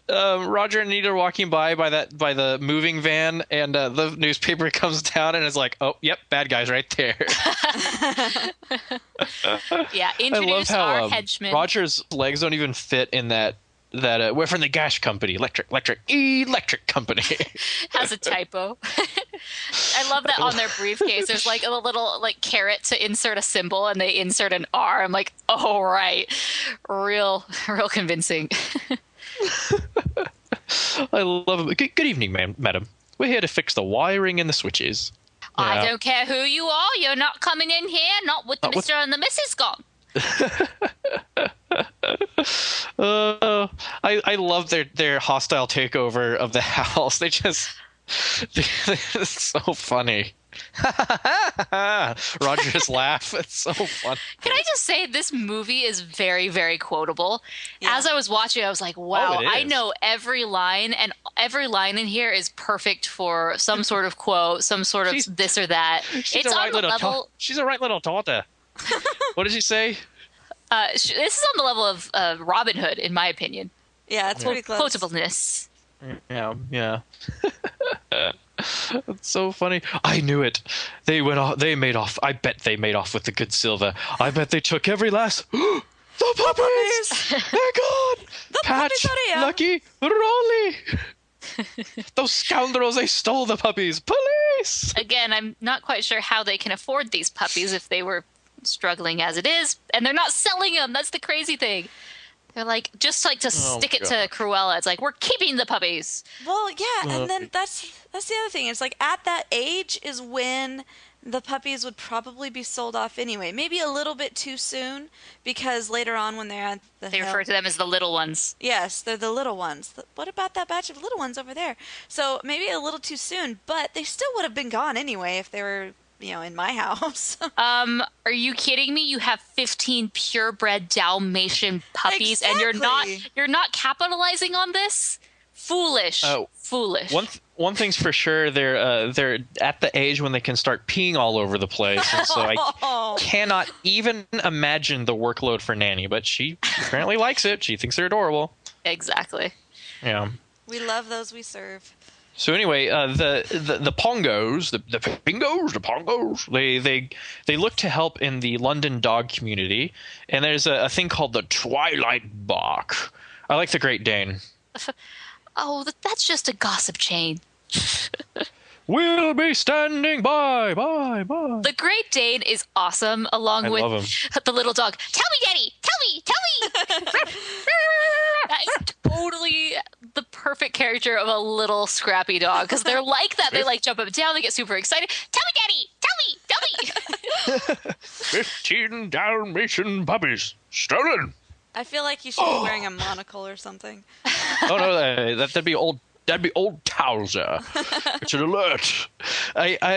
This sequence is really cool. Well, one, you get the funny thing where Pongo is trying to get on the Twilight Bark, but Roger doesn't want him to do it. And then great animation of a dog. Trivia time. Can you guess the crossover cameos in this sequence, the Twilight Bark sequence? Yes. Okay, let's It's hear. from Lady and the Tramp. Okay, who's in it? Okay, there is the first one is Jacques, very obviously. He's like, yeah. Oh. Then he's like, Peg, oh snap. Peg and that bulldog are in the puppies. What a dog. But like, it bothers me because the animation of the other like nondescript brown and white puppies in there are just animation of the Dalmatian puppies reused. And I'm like, oh no, we're it's Stotts. Xerox. So yeah, Stotts. And then Lady and Tramp apparently can be seen at the very, very end. But it's like their shadow. I think it's just Lady. Oh, okay. You can see Lady for just a second. She has her back to the camera, and then she turns around. And you can totally see that as Lady. I don't know about Tramp. I'd have to double check. Yeah. Yeah. Don't also, quote us on that, people. Don't. Also, I didn't know this, but apparently Roger and Pongo are in Oliver and Company. I did not know that. I remember something like that. Hey, we're veering away from our current episode to a future episode. Oh, sorry. We won't have any good material. Just kidding. Yeah, they're totally in it. Anyway, yeah. So the Twilight Bark, I love it when you get the huge wide shot and all of London is in chaos with these dogs barking. He's like, there's one guy. Shut up, quiet. Will you be quiet? See, so many great scenes. Yeah, and then we realize how big Canine Crunchies actually is. It's the largest neon sign there at Piccadilly. Yeah, it's totally a thing. Either they produce in that town, or it's just a really big deal. They got a lot of dogs there. Yeah, and it goes all the way out to not Dimsford, but you go all the way out to some obscure farmhouse where the De Vil place is. Hell Hall. First of all, it's dead giveaway. That's where the villain lives. The police are like, there's this place called Hell Hall out in the boonies, and they're like, yeah, we'll skip over that. It's like, what? How inept is Scotland Yard? Super inept. But anyway. If I have a giant mansion, you better believe I'm going to name my house. I'm going to name it Hell Hall. Hell my Hall. gosh. Wow. It's great. Spoken by a true Slytherin. But I'm not a true Slytherin. That's the thing. You're Slytherin's heir. Embrace it. You had a crush on Malfoy. No, he never did anything for me. No, it's the hair, isn't it? So yeah, I love the characters out on the farm. Oh, first of all, Captain, the horse, Thurl Ravenscroft, the voice of Tony the Tiger and various voices in the parks and other Disney films, voiced which character? And that is Captain. The biggest Thurl Ravenscroft moment for me is on the train around Walt Disney World. You can totally hear him talking. But yeah, so that's a little bits and pieces there. We also learned that Tibbs was not always a man sergeant; he was a woman sergeant. That's cool. It's cool. I like Tibbs. Fire 1. That's a great scene. Fire 2. This scene specifically reminds me of Home Alone. Oh yeah. There's a lot of Home Alone, like do-it-yourself mayhem in this movie. Yeah. We'll hold them off to the bitter end. Not bad. So the Twilight Bark actually works. They have to stand by. Maybe they found something. Please stand by. They found something. Oh, I hope so. Oh, that's fun. There's so much good moments in this film. So quotable. Quotant quotables. Quotant. I made that word up.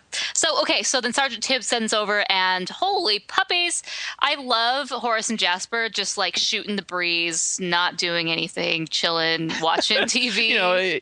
Eating Spam, watching What's My Crime. It's so meathead. That place would be. First off, it's old, and it's probably dusty and dilapidated.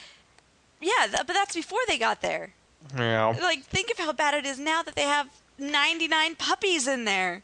Mm-hmm. Hey, I got 99 puppies, but I'm just kidding. Little JT So this TV ain't one of them. When they're watching the TV and that flower sequence comes on, most people think that it is the Disney short Flowers and Trees from 1932. That is incorrect. It's a short called Springtime from 1929. Ooh. So, you got to cross-promote your old stuff, Very good. Very good. That'd be interesting if they put that Springtime short as like a bonus feature on the shorts. I don't think it is, but for the future Blu-ray list, because this is not released on Blu-ray in the United States, they should include that because that's awesome. Given how much the DVD people at Disney and Blu-ray people love their fans, I don't expect that to be part of the content, but you never know. Well, come on, it doesn't even require producing anything new. It's just click, drag and drop. Yeah, literally from your giant database online. Yeah. And then they go straight into What's My Crime? Oh, awesome. I think that's amazing. It's old meathead. Old meathead Fontswater. So apparently they know this guy. Yeah. Even better. I always assumed he was an accomplice in one of their schemes that went awry, and he's the one that got caught, but not. Oh, that's funny. them. It always bothered me that we never found out what his crime was. Did you do someone in? It's like, did you say kill someone? She's like really awkward about out it. Of time. Yes, I like. I think it's so funny that they animated that entire segment, and they're like, "How long were you at large?" Or he's counting how long his sentence was, and he's like having a really hard time counting on his fingers. Do you guys know what this is a parody of? I think it's What's My Line, although I'm not familiar with it. Yep. What's My Line was kind of similar, where you had to figure out their occupations or what they did, and it's kind of similar, but this was more focused to what crime you committed. And I loved, at the very end, it's like, oh, if no one guesses it, he gets a trip to this place after you've served your time to society. Of course, after you've paid your debt to society. It's so funny. And then his face is like, oh. Oh, it's so funny. I love how they just included that brilliant sequence. What's My Crime would be an interesting game show, although I don't believe in giving 15 minutes of fame to criminals, but I just think it's a funny concept to have it that they're watching What's My Crime and they're making comments on the guys they know that are on it. So good. Times. And then the police are everywhere. I want the job done tonight. But they ain't big enough. That's why I got 100 of them to make one fur coat. Well, she's not making one. She's making a few. Did you notice that? Oh, no, tell me. She mentions it. She's like, how many can we get out of these if we do it now?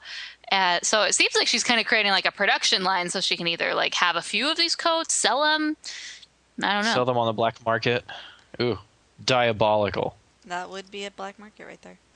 Yeah, but they ain't big enough. Do you have any chloroform? Not a drop. No ether. Either. Either. I love yeah, I think it's funny. I love Roger's line. Come on, we'll round up the little beast before he can say box your uncle. Box your uncle. Am I missing it? I love these Britishisms. Bob's your uncle. Isn't it Bob's your uncle? Yeah, Bob's your uncle. Bob's your uncle? Yeah. Or box your uncle? No, B.O.B. Where's William Hardeen when you need it? When you need him? Well, they escape out of Hell Hole, and then it's personal. Because Pongo and Perdita bust in, and what do we got here? A couple of spotted hyenas? You hold them off, Horace. I'll bring in the rear. He just gets hit on the head, and then they get bit on the butt. Like they really get the treatment. They really get a workover by treatment. Pongo and Perdita, and Pongo and Perdita are like so savage and angry in this part.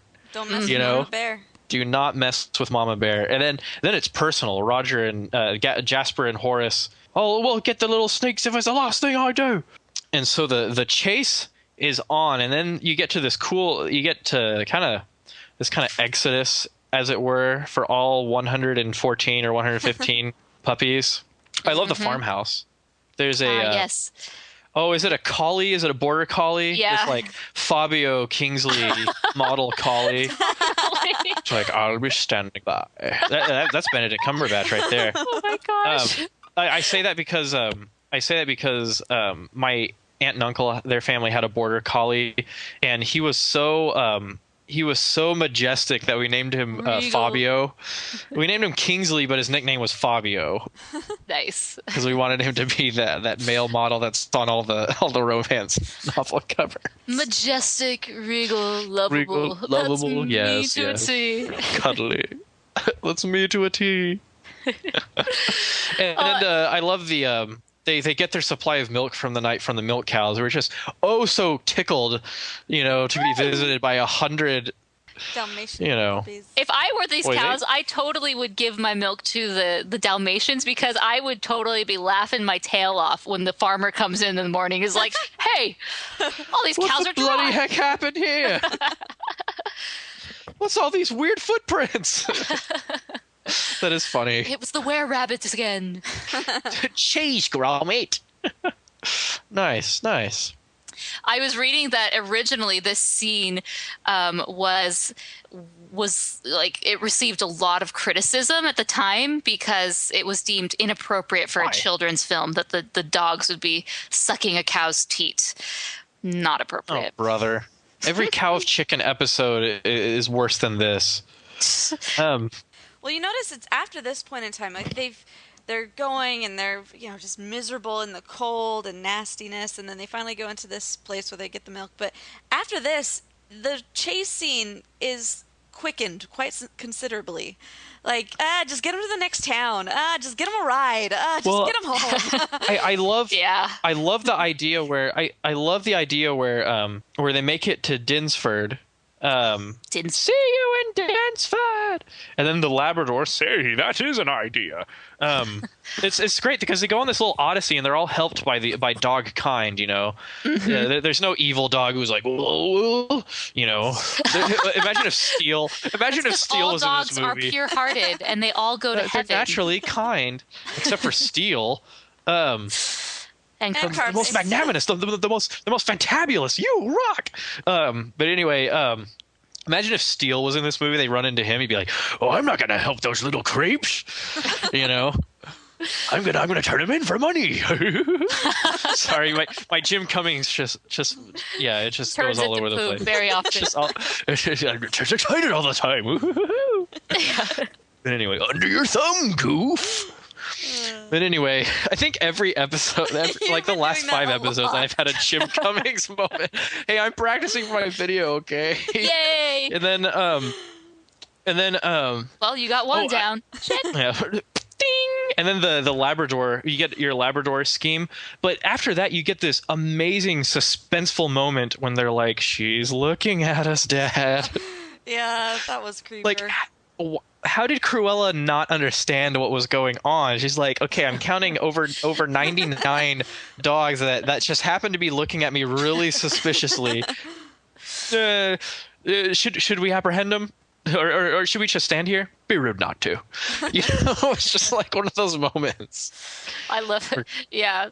Let's all roll in the sun. We'll all become Labradors. Can Mother, we, Mother? Should we? Better do what your father says. This'll be fun. I always wanted to get good and dirty, and that's where Xerox comes in. You have these fantastic shots of the same animation over and over, rolling in the soot. Although apparently the Xerox worked for the lines, but apparently the spots were all hand painted. Quick trivia on the spots: do you know how many spots each puppy has? 85. 32. 32 is right. There's over 6 million spots that appear in this film. Apparently, someone sued the company for carpal tunnel. That's for sure. Oh, believe you me. If all those old animators collectively sued Disney for carpal tunnel, they'd be done for it. But anyway, Pongo apparently has about 72. Perdita has less because men should have more than women. It's a known fact. And over 6 million spots. I'm just kidding. What the heck? You were gonna let that slide by and keep going. Sorry, that's my troll moment. Yes. Anyway, for those new to the podcast, Mason is our resident. Mason is our resident sexist bigot. I'm just kidding. Misogynist. Anyway, 32 spots, and the way they got all the spots right was they memorized the spot patterns as if they were constellations, and they were just like, okay, the first spot's here, then I have to go here geographically, and then here. So they just kind of transitioned that into 3D form, and that's how they did it. Nice. It's kind of like the bubble story for Little Mermaid, how all of the bubble painting was outsourced. Yeah. To Asia, I think. Uncharted Asia. But yeah, spots. And so then you get I love that little musical score when they're walking and the snow is melting. It's like bum beam bum beam bum beam beam beam. And then the game is on. Someone gets totally sloshed by the snow, and then Lucky does, I guess. Not so Lucky. Yeah, I think Lucky's named Lucky because Lucky's the one who survived. No, and he also has a horseshoe on his backside. Oh, okay, that makes sense. That makes sense. I assumed that. Yeah, and then they hop into a moving van, which may or may not be headed for London. I don't understand. Doesn't the Labrador tell them that they should get on the moving van? Mm-hmm. He's like a dog logistics expert. My pet is a grocer. Oh, that's right. That's right.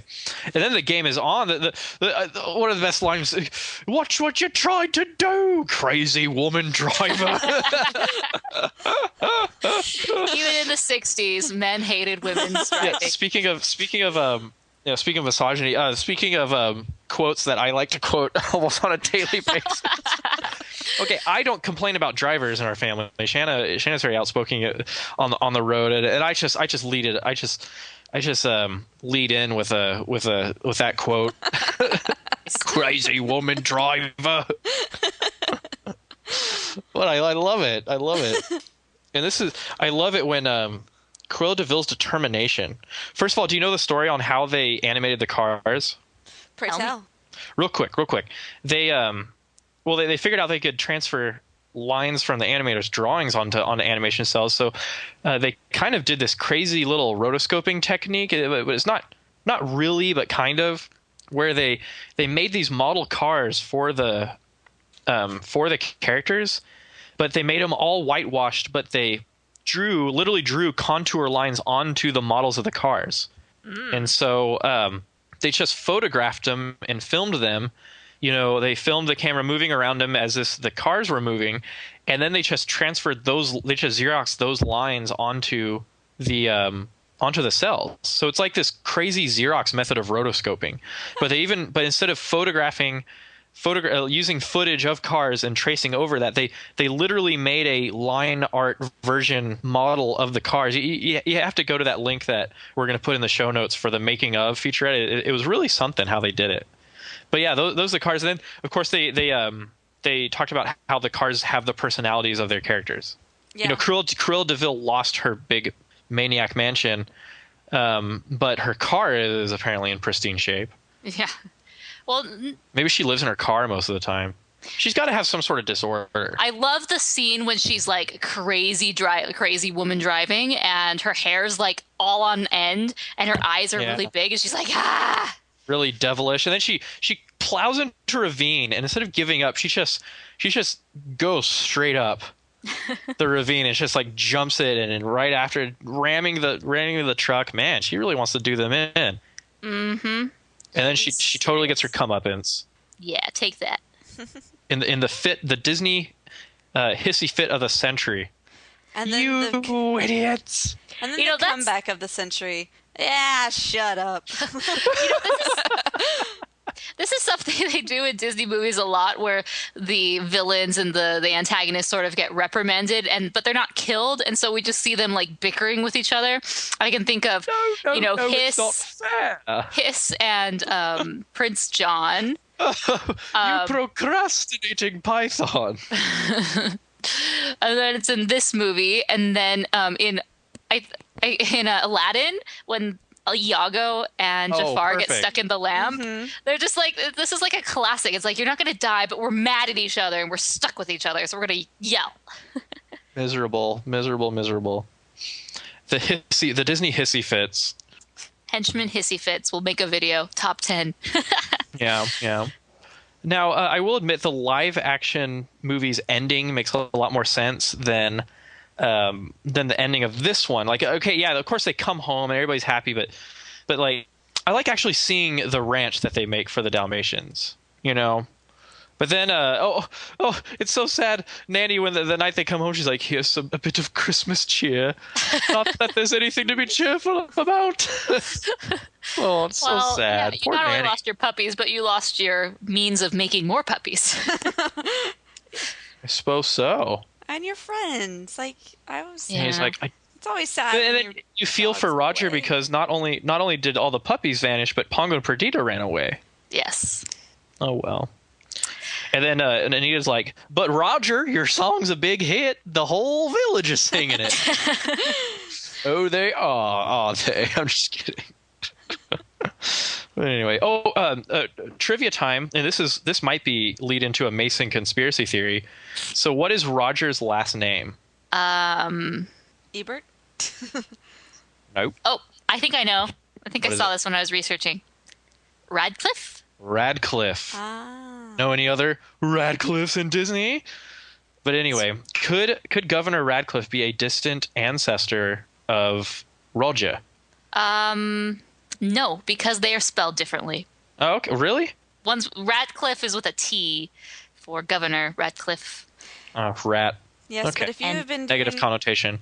But lots of times over the years, so that was in the 1600s, names change, and when they move to different parts, they could be ancestors. This is true. They could be relatives, but the name just got changed a bit. Well, anything could happen. Anything could happen. You know how there's those Tumblr blogs that are called F yeah and then whatever, like F yeah Disney, F yeah whatever. I was just looking up Roger Radcliffe, and it's F yeah rogerradcliffe.tumblr.com, and it's just a bunch of Roger fan art. Oh my gosh, I can only imagine. Oh gosh, he's a Disney babe. Come on. The realm of fan art is just this strange world that I do not understand. Yeah, Roger Radcliffe. Let's see this. Aw, him and Anita in love. Oh, the little porcelain thing. Oh, images. So, okay. Gifts. So then we end with, we'll have a Dalmatian plantation where our population can roam. Dun, dun, dun, dun, dun, dun, dun, dun, dun. Our plantation home, Dalmatian plantation home. And then the music goes crazy. It's great. It's happy. Good times. It's a good ending. It's very abrupt. It's just kind of like, we're home. We're happy. Things are going to be great. We'll have a Dalmatian plantation. We'll continue puppies everywhere. Yeah, exactly. Dalmatian plantation. Brrring. A Dalmatian plantation, I say. Brrring. He's a good songwriter. It's going to be another hit. Yeah. I was actually very impressed if that was him off the cuff doing all those plantation, animation, Dalmatian, whatever quotes in there, because it took me about 5 minutes to come up with mine at the beginning. Hey, you never know. Okay, so before we rate it, I asked our listeners on Twitter, who is your favorite character from 101 Dalmatians and why? And little trivia, the movie is spelt out. It's not the number 101 Dalmatians. It's actually the full spelling 101 Dalmatians. So if you're cool and you're like a legit animation addict, I think we should all start spelling it 101 Dalmatians and be really hipster rather than what Disney does. And they just, modern day, they don't care and they just put the numbers 101. But that's not true. 101 Dalmatians is the live action movie. Just had to put that out there. Yep, you are so right. Coming from the grammar punctuation Nazi. Okay, so I asked, who is your favorite character from 101 Dalmatians and why? Jer says, Pongo or Cruella? Cruella is an amazing Disney villain. Pablo, our writer, says, it's not even a contest. If she doesn't scare you, no evil thing will. Nice. Lionel says, 58th. Love his spots. Say the 58th puppy. Future Cat Hoarder says, Cruella De Vil because she's awful and she has her own song. Good point. Very good. Dylan Mentis says, of course, or Cruella, of course, for being crazy and sort of a fashion icon. It took some years to realize the whole DeVille/devil thing. Nice. Giovanni Di Martinez says, Horace and Jasper, because you can't have one without the other. Anytime they're on screen together, it's comedy gold. Yuri Marcel says, Roger, love him singing the Cruella De Vil song. Taisha Navarro says, Pongo, he's an awesome companion for Roger, adorable with Purdy, and the coolest dad to those pups. Eric says, I like the villain, for her name is literally spelled devil. And Abby says, of course, Cruella De Vil. She is actually one of my favorite villains. I mean, she wants to wear puppies. Yeah, that is true. It's funny that most people like the villain more than any of the characters. And she is so iconic. So anyways, before we go into rating it, I just wanted to talk about, so when this movie was re-released, I don't know if it was released, whatever. They did a McDonald's campaign for the Happy Meal toys, and they literally had 101 different version of these Happy Meal dog toys. Yeah. And I made it my goal to try and collect them because I remember that at the end of the commercial, they'd show all 101 of them And I'm like, oh, I gotta own those. And I think we had maybe like 10 or something. Just, it's a lot of Happy Meals. I miss the glory days of the 90s when McDonald's actually cared about kids and made awesome toys. And now they just want us to eat healthy. I don't get it. Bring those days back. For real. Ugh, come on, McDonald's. We want toys. That's the only reason we go to you. And then my only other like merchandise that I remember is we had one of those like talking books where like on the side on the right panel it was like a soundboard. Yeah. And so as you read along, you'd see the picture of a dog with like barking noises coming out its mouth. So you would hit the ruff ruff. We had the one for Aladdin and Beauty and the Beast. Nice. I had the Beauty and the Beast one. I loved that one. Yeah, that one was sweet. Then and also the Peter Pan one. That was great. Very cool. So, what would you guys rate it? Rating. I've been having so much fun reviewing this movie that I haven't even thought of a rating. I'm gonna just give it 4 stars because it's definitely not a 5-star movie for me, but it's so good and it's got a lot of great things to it. The art for it makes it even more interesting the more I learn about how this art was made, and the Xerox era is just, it does have its own flair and like just coolness to it. So I like that. And also there's a lot of quotes, a lot of fun parts. I would watch this a lot as a kid. So yeah, 4 stars.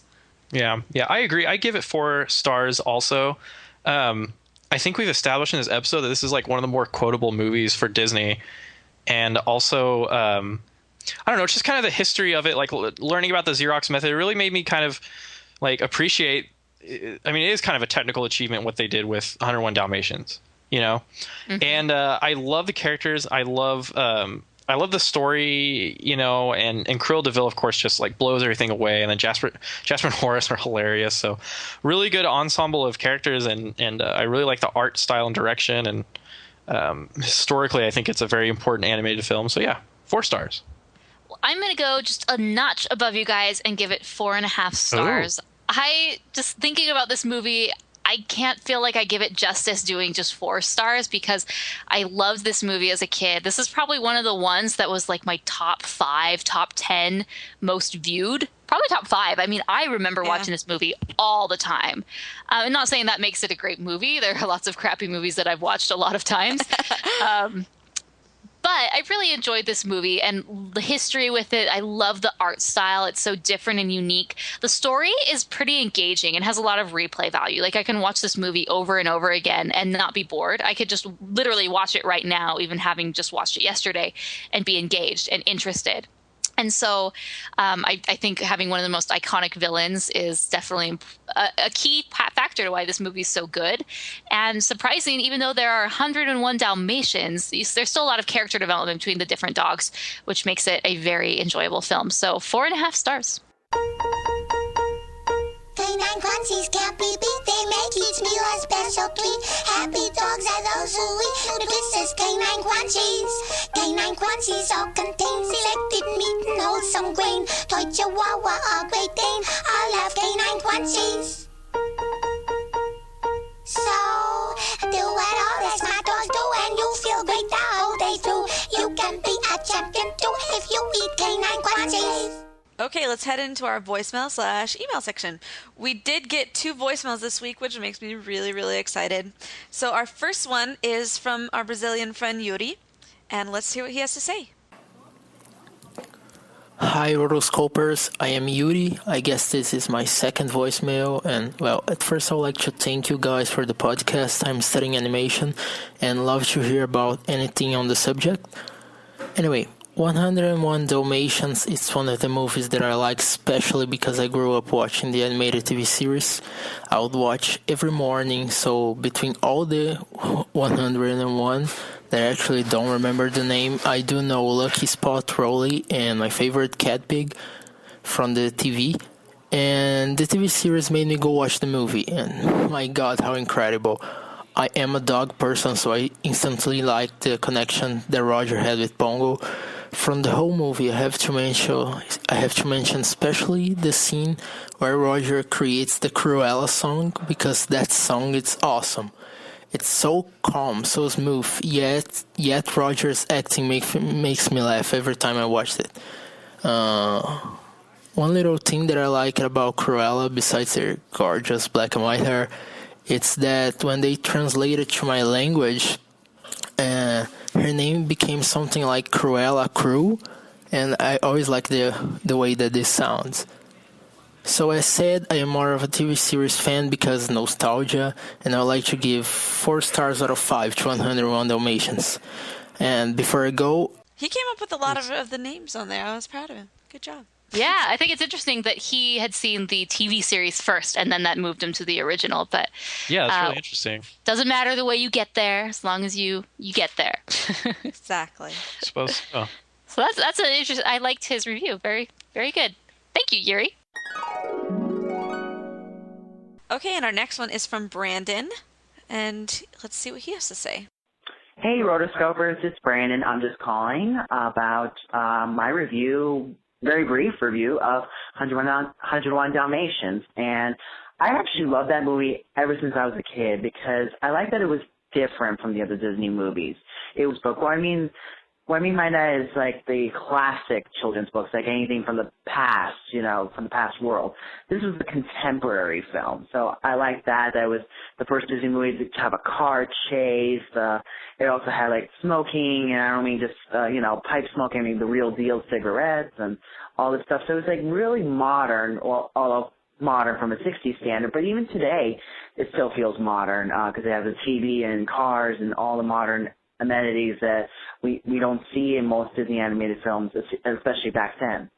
So that I like, and I like the animation style, that sketchy look. I know Walt Disney missed the ink and paint look, but it's still a great film, and it adds a little diversity to the art styles of different Disney animated films. So that's my review. I also love the song Cruella De Vil. Okay, bye.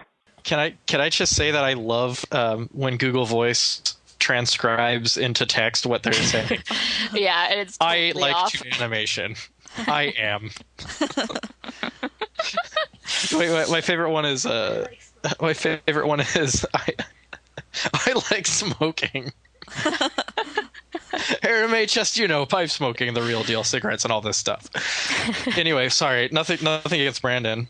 Well, that's an interesting take on why they like the film. It's pretty cool. No, that's kind of one of the reasons why we liked All Dogs Go to Heaven, because it had the smoking and the gambling, and we didn't talk about Cruella De Vil and how she has that long cigarette that's that long cigarette, yeah, or the cigarette holder and a cigarette on it. But what a wannabe. Totally. Yeah. Okay, so going into our mailbag, I want to talk about, we got a piece of fan mail via snail mail. Whoa. So on our website, we have an address that you can send, and it mostly was just kind of for legal reasons we had to put it there so we could, whatever, Google makes us put it on there, and so we did, but I picked up the mail and I was like, oh, wow, what's this? And so I want to read it to you guys because it's awesome. This is actually from December. Every episode I've been meaning to read it to you guys, but since it's not digital, anyways, my bad. But anyways, so it says, Dear Morgan Stradling, Chelsea Robson, Mason Smith, and Rotoscopers contributors. I'm a big fan of the high-quality animation podcasts that the Rotoscopers produce. I know that your teams put a lot of effort into the articles, animation updates, and podcasts. Each of you is very talented, and your knowledge of animation quotes is quite impressive. One of my favorite episodes was the Toy Story episode. I'd like to thank you for all your efforts with a small Christmas present of Pixar animation stamps. You can use the stamps for your important correspondence or just hold on to them. Sincerely, Billy Lockwood. And he signs it. And super cute. So he included 3 different sets of stamps for each of us. And I am going to send these to you guys so you can have them and use them for your important correspondence. So thank you, Billy. That's incredible. And that was very kind of you to send that. You definitely didn't have to, but so cute. And so that really meant a lot to me and to us. Oh, what a guy. I feel really cool, the fact that we have actual mail coming to us. Oh, yeah. That's our first official piece of correspondence. That's big time. Yeah, legitimate. Oh, Billy's so cute. So thank you, Billy. You're awesome. Thank you. Thank you, man. Awesome. Let's go into our non-digital mail here. I'm going to read one from Joshua. Joshua says, Hi, Rotoscopers. Time for my mini review of 100 Dalmatians. Oh, thanks. I was waiting for this. Though I haven't seen this movie much, I still think Cruella De Vil is awesome. Herself, the car, the song, etc., and the dogs are cute. I mean, who doesn't like a good puppy? All in all, this gets a 5.5 out of 10 from me. P.S. Why can you review shows like Invader Zim or my guilty pleasure, VeggieTales? It's quite a good pairing. You like Invader Zim, but you also really like VeggieTales. So which one is it, Joshua? I'm just kidding. I know what you mean. Anyway, they go on. Anyway, see you soon, aka woof woof woof woof woof woof. Joshua. Joshua, thanks for your awesome and entertaining piece of fan mail. So I want to know why you gave it a 5.5 out of 10, but thanks for your review anyway. I totally agree that Cruella De Vil is totally awesome.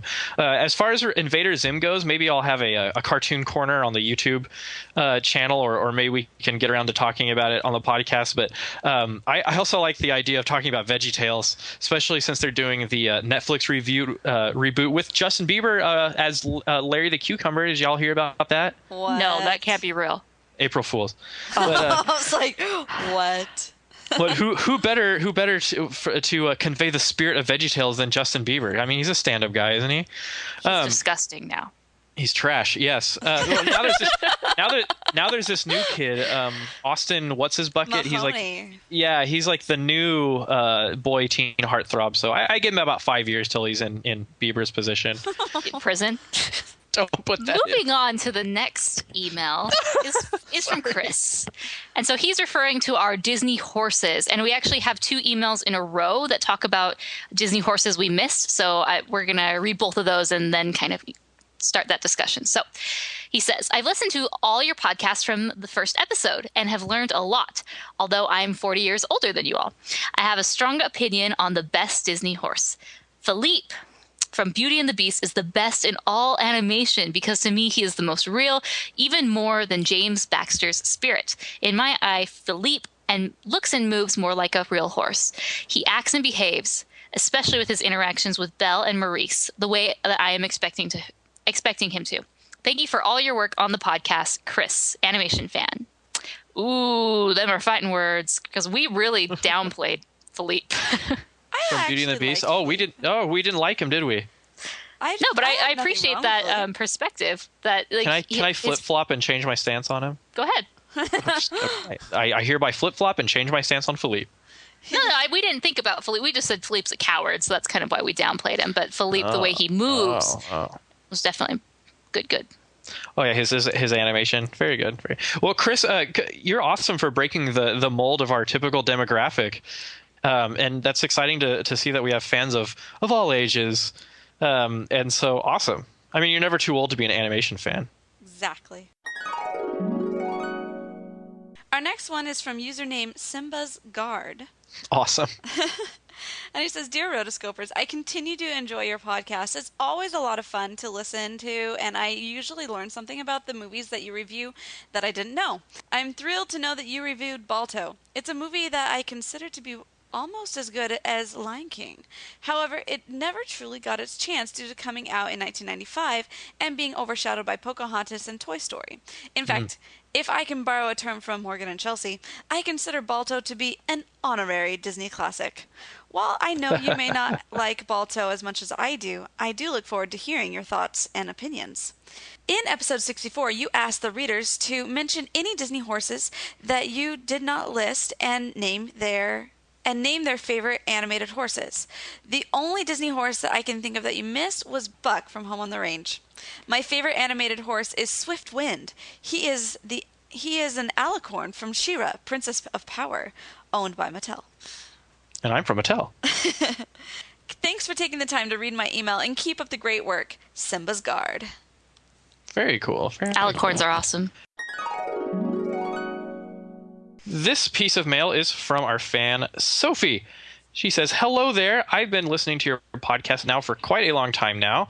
Think you were around episode 10 at the time, maybe. And it's fantastic. So well done, guys. I've only just gotten around to listening to your Lord of the Rings episode, mostly because I'm ... not really a fan of Ralph Bakshi's work. However, if I find that even if you cover a movie I'm not interested in or don't particularly like, you guys always manage to make the episode really interesting. During that episode, you mentioned Aristocats 2. Not sure if you're familiar with it, but Aristocats 2 was once a thing. Marie was going to be the main character, perhaps because she's super marketable. Yeah, I agree. Personally, I always found Berlioz to be the more adorable of the three, Sophie says. She continues, it was going to be in 3D. It was going to be a caper movie set on a cruise ship. Wow. Awesome. And she gives us a link. She gives us a link for Disney Toon Studios and the sequels that never were. Sophie continues, I don't imagine it being a good movie, but I'd certainly have seen it because even though Disney sequels are mostly awful, I just can't help but watch them, shamefully numerous times. There was also going to be an Aristocats TV series, again with Marie as the main character. The kittens were going to be teenagers, and their designs, which are floating around the internet, were kind of anthropomorphic. Pretty glad that didn't happen. Me too. Really enjoyed your horse discussion. Also, my favorite is probably Khan, and design-wise, Hans's horse, Lemon, because she's beautiful. She is a she, right? I was drawing horses for a project while listening, so it was certainly a nice accompaniment. I study animation at a university in the UK, and your podcast, I should change my accent, and your podcast are great to listen to while I work, so thank you very much for that. I can't hold it for long. I'm also so happy you covered Balto. I've been hoping you do that one for a long time. If I were to make a request, I would go for Tarzan, thank you, or Princess Mononoke, again, thank you, or any Ghibli movie for that matter. I really like your suggestion, Sophie. She closes by saying, yeah, just a general congrats on the fabulous show and website. Keep up the fantastic work. Heart emoticon from Sophie.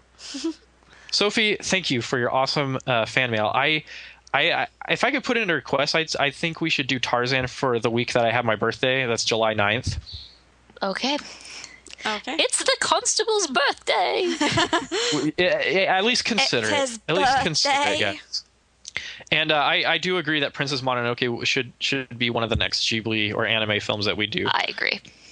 So thank you again. Awesome fans, awesome emails that they send us. So those 3 emails talked about different Disney horses that we missed in our discussion. So obviously Buck, which we talked about. Yeah, Home on the Range. It's easy to forget.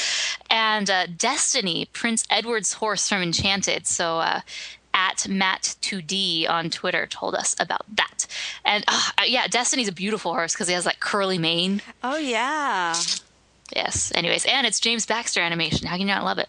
We'll have a Dalmatian plantation where our population can roam. In this new location, our whole aggregation will love our plantation home.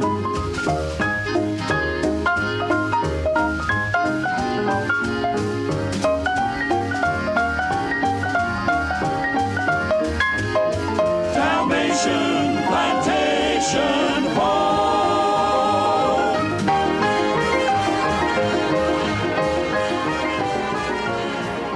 All right, folks, thank you for listening in on another fantastic episode. I had a blast quoting and discussing and reminiscing on 101 Dalmatians. What about you guys? Absolutely. I love this movie. It's so fun. I could watch it again and again and again. 101 times. Yeah, no kidding. And 101 times. Well, I could watch it 101 times 101 times. So there. You would. Very good, very good. Let's see. Special hashtag? Hashtag you idiot. You idiot. Done. Okay. So, if you're still listening, then that means you've reached the end of the episode. Yay! And so now you have you have the right and privilege of using our special hashtag for the episode. So on your social media, especially when tweeting, make sure to use the hashtag #AnimAddicts. But our special episode hashtag is hashtag you idiot because let's face it, everybody calls each other an idiot in 101 Dalmatian at some point. So if you use a hashtag, you might want to explain it a little bit. don't want you to offend anyone on Twitter, but or have a lot of fun and don't explain it to anyone. It's their fault if they didn't get to the end of the episode, or know who we are for that matter. Make sure So, yes. you use them in conjunction with each other. That way they know. So concise, Chelsea. Thank you for the explanation. Very good, very good. For show notes, visit us at www.rotoscopers.com/number 68/number 68. Don't forget to check us out on Hypable and Animated Views as well. Make sure to subscribe to us on iTunes too. We're also available on Stitcher Radio, so if you're got that app, it's definitely a great place to be. If you love the show, please give us feedback on iTunes because one, we're going to totally appreciate it. And there's been a couple new people who have been putting their thoughts on there, and thank you guys so much. Those were really nice things for you guys to say, not only just putting your reviews there, but just you were really nice to us. So thank you. Also, if you have any emails you want to give to us, it's contact@rotoscopers.com or vote, especially for voicemails, because that's my favorite thing. Go to rotoscopers.com/voicemail, or you can call us on your handy dandy phone device that says 406-646-6575.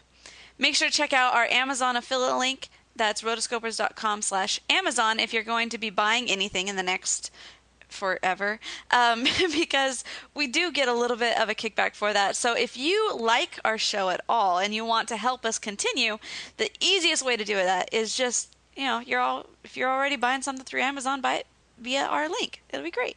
All right, and just for those Studio Ghibli fans, we are going to be doing Princess Mononoke on our next episode. So episode 69 is Princess Mononoke. Oh, goodbye, dog series. Get ready. Goodbye, dog series. Good. Hello, strong female protagonist.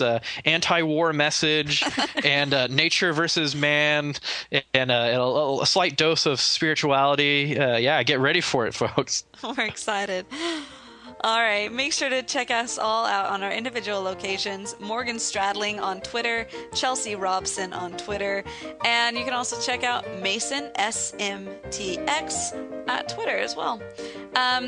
We all have other locations too, but check out our contact or check out the About page on the website if you want to know more. So you guys, this has been one fantastic episode. Thank you for joining us once again. Until next time, we are the Rotoscopers.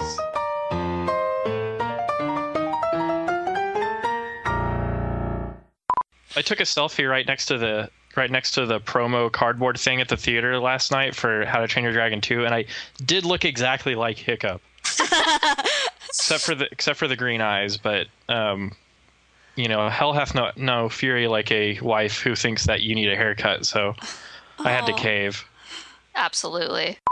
So, as you can tell by my notes shortening down, this is where I fell asleep last night. Well, let's go into our non-snail mail fail fan mail. Dang it! So well done, guys. Whoa, lost my place. Sorry. Here we go. Sorry. She continues. Really enjoyed your horse discussion. Oh, hold on. I pressed the down key and now I'm totally lost. Okay.